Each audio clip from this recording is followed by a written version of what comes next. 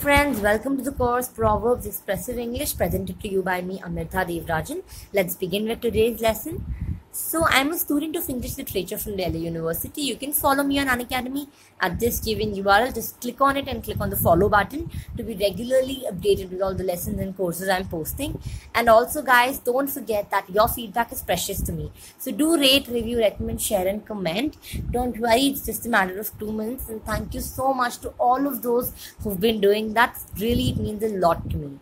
So let's begin with the first proverb, which is, it takes all sorts to make a world. This basically means that people have different characters, opinions, and abilities, and one should accept this fact. Well, let's just imagine this world where everyone is same and everyone has to do the same job and everyone likes the same thing. Wouldn't life be monotonous?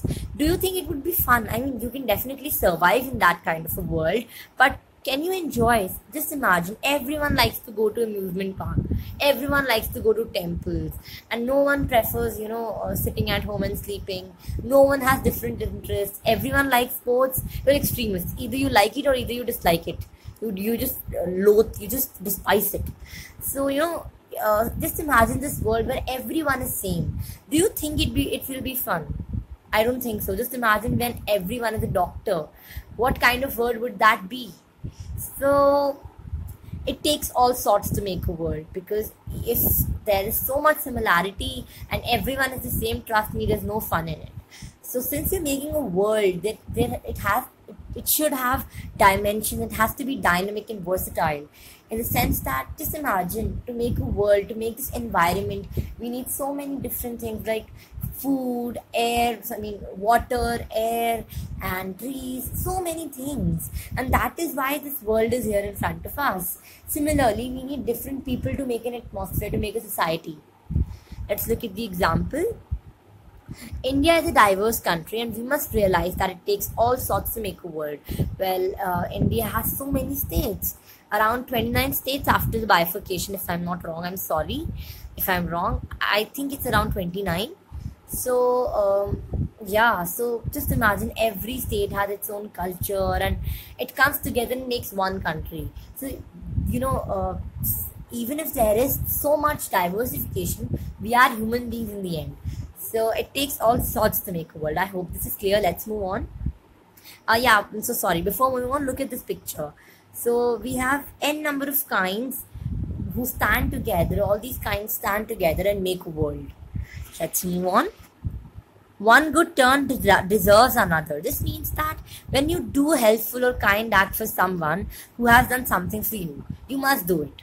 I mean, if someone has helped you, you must help them. So one good turn deserves another. I hope you get the meaning now. Let's look at the example. He worked all day to repay his friends who has been the sole ally of him in his hard time, justifying the proverb that one good turn deserves another. So basically, that person is helping him for such a long time, even in his hard times. So now it's his turn to pay him back. So basically, gratitude, you can say, this proverb expresses gratitude. Let's move on. Strike while the iron is hot. This means that take the advantage of an opportunity as soon as it exists, in case the opportunity does not return. It's often said that these kind of opportunities knock your door only once. So you have to open the door and let it in. You cannot think that, okay, kabhi aur kar lunga ya kar lungi, kabhi aur mauka mil jayega.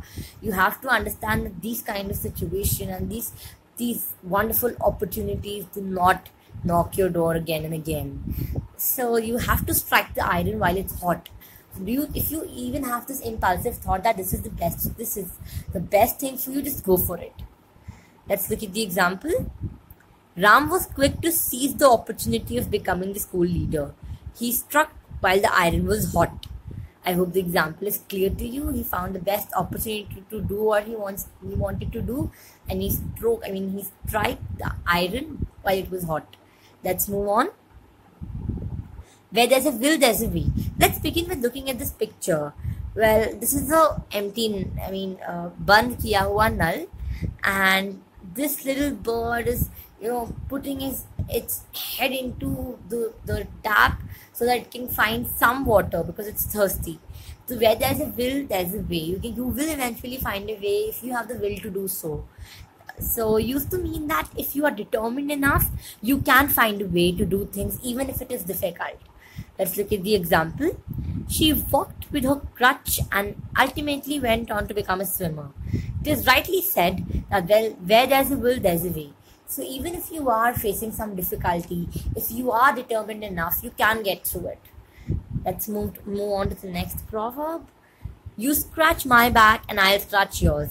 Basically, a varied version of saying that I'll be there for you if you are there for me. A friend in need is a friend indeed. So this is used to tell someone that if you help them, they will help you. So if you scratch their back, they'll scratch yours. They'll help you out in your difficult situations. Let's look at the example.